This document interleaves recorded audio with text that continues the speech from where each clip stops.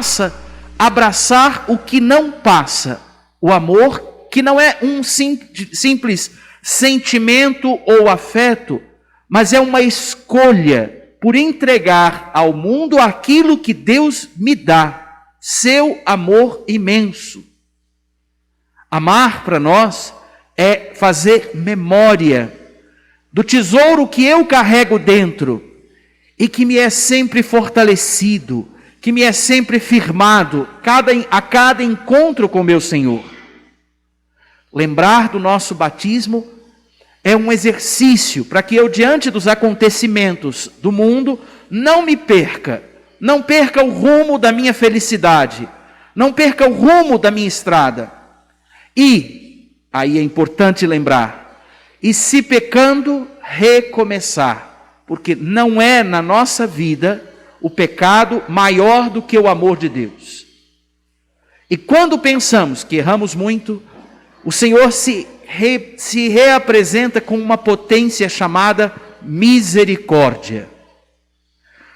Pois bem, a liturgia de hoje, para nos fazer mergulhar nesse mistério, ela nos fala, sobretudo no Evangelho, de que o povo está sobre uma expectativa. Naquele tempo, o povo estava na expectativa. Todos queriam ver o Messias, encontrar o Messias.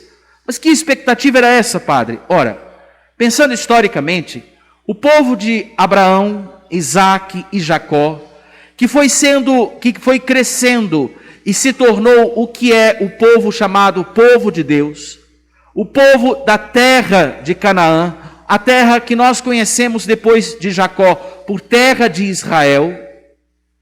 Este povo era um povo que agora, historicamente, estava dominado pelo Império Romano, que fez seu império todo o sul a costa mediterrânea, sul da Europa, Oriente Médio e norte da África.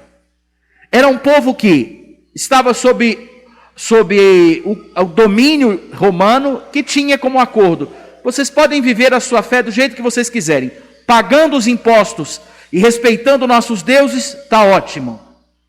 E era assim que se levava. O povo de Israel nunca foi um povo contente por saber do seu Deus com as misturas de outros deuses ou de outros caminhos. Por isso eles viviam a expectativa do Messias, o Messias prometido nas profecias, aquele que viria da estirpe de Davi, para fazer o que Davi fez, reunir o povo, para ser um povo livre, para ser um povo só de Deus, governado por Deus e conduzido por um rei eleito por Deus. Pois bem, eles esperavam isso.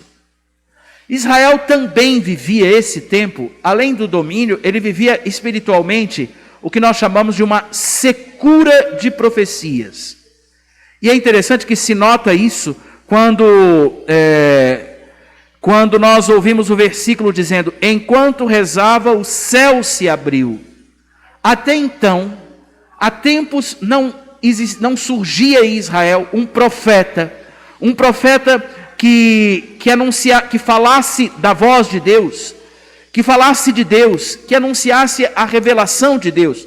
Então o céu estava fechado, o povo tinha uma expectativa imensa, o céu estava fechado, todos aguardavam o Messias.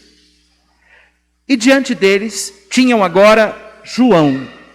João é profeta, e este profeta prega e batiza, chamando a mudança, a confiança em Deus. O batismo de João é um batismo penitencial. As pessoas se confessam e se banham, são lavadas e se lavam nas águas do Rio Jordão. Eles, encontrando Deus que anuncia um caminho de conversão, abraçam Deus e optam pelo caminho de conversão. Olhando João, eles fazem a pergunta que no início do Evangelho nós ouvimos: João seria o Messias? Mas João se põe no seu lugar. Eu vos batizo com água, mas virá aquele que é mais forte do que eu. Eu não sou digno de desamarrar a correia de suas sandálias. ele vos batizará no Espírito Santo e no fogo. João situa o povo ainda na expectativa do Senhor.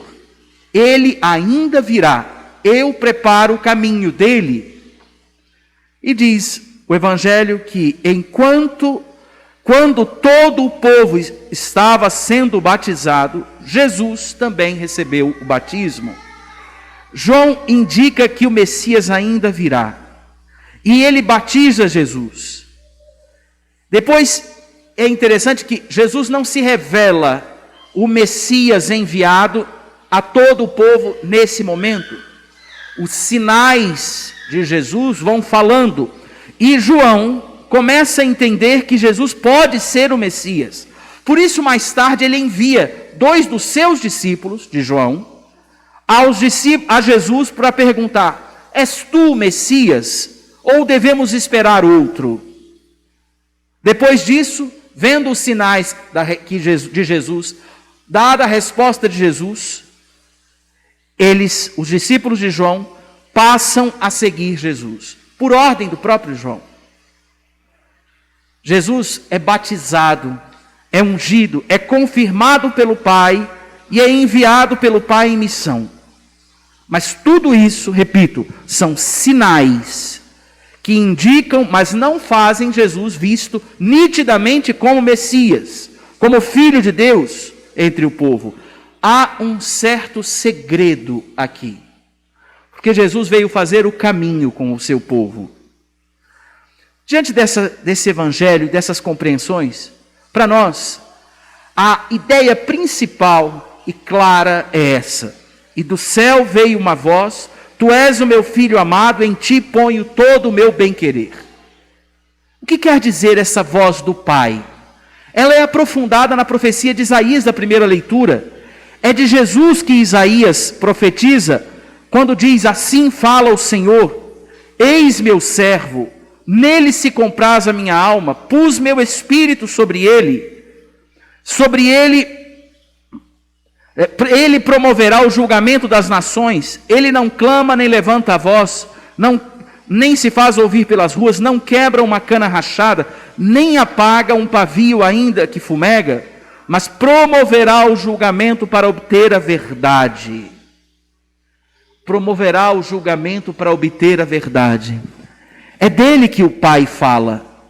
O bem-querer do Pai é sobre o seu Filho, o Verbo que se fez carne, que assumiu a vontade de Deus, a vontade do Pai, de conduzir e salvar aqueles que, tendo pecado, ficaram dispersos. Foi encontrar, aproximar-se e falar. E aqui é curioso de pensar: o Messias esperado está entre nós. O Pai diz: tu és meu filho. O Pai diz: o Messias está entre nós. E ele está em missão. É dele, como disse que fala a primeira leitura, é dele que Pedro menciona quando diz assim, quando Pedro em missão, nos Atos dos Apóstolos diz: vós sabeis o que aconteceu. Deus enviou sua palavra aos israelitas e lhes anunciou a boa nova na paz por meio de Jesus Cristo, que é o Senhor de todos. Vós sabeis o que aconteceu em toda a Judeia, a começar pela Galileia, depois do batismo pregado por João? Como Jesus de Nazaré foi ungido por Deus, com o Espírito Santo e com poder, e andou por toda parte, fazendo o bem. Ele está em missão. É dele que Pedro testemunha quando Pedro faz missão. E aqui é interessante. As expectativas começam a ser sanadas.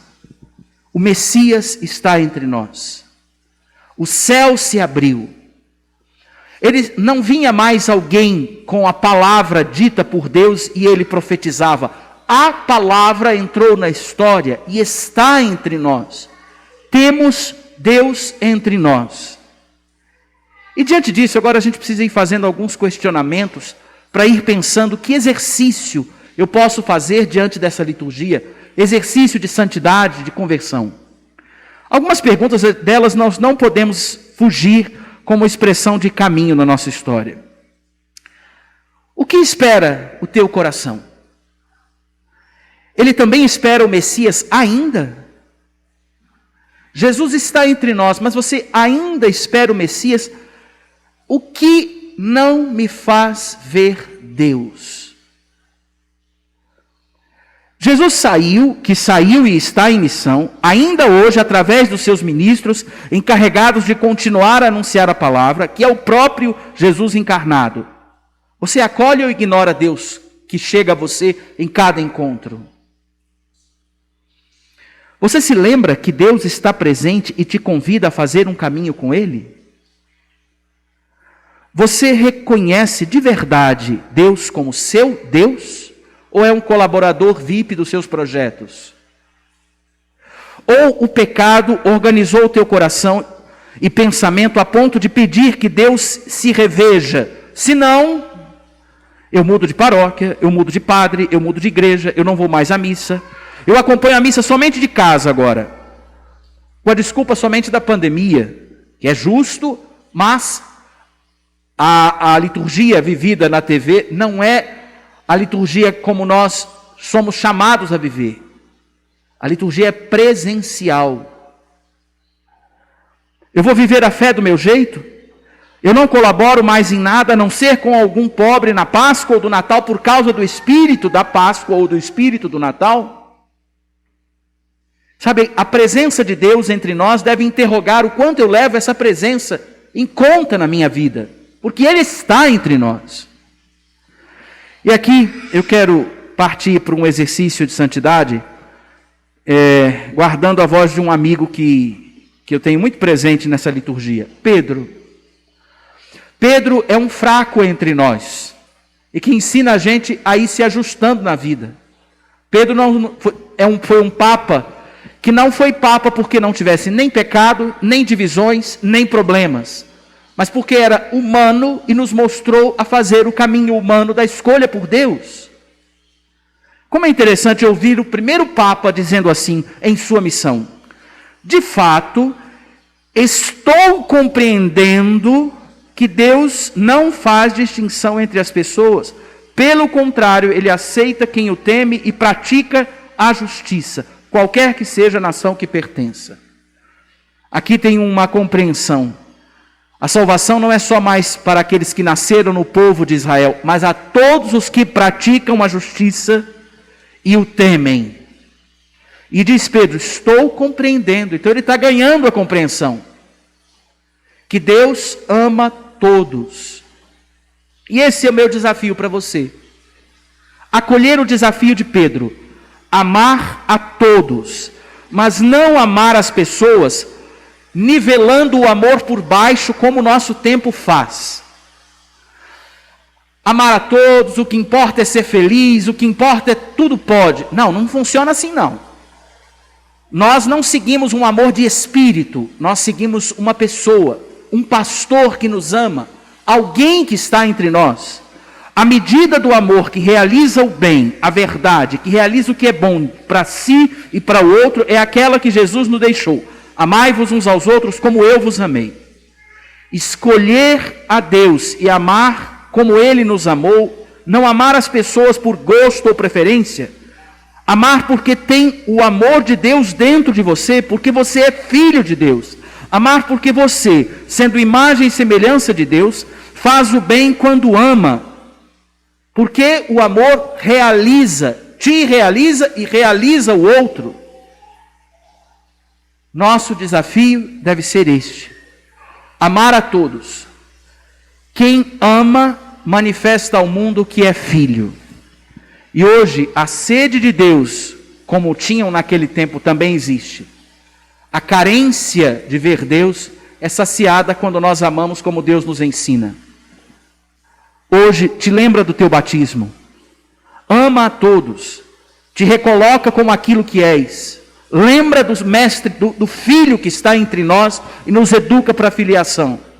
Dinamiza a tua vida pelo evangelho que sugere amar a todos, como hoje Pedro nos fala. Estou compreendendo.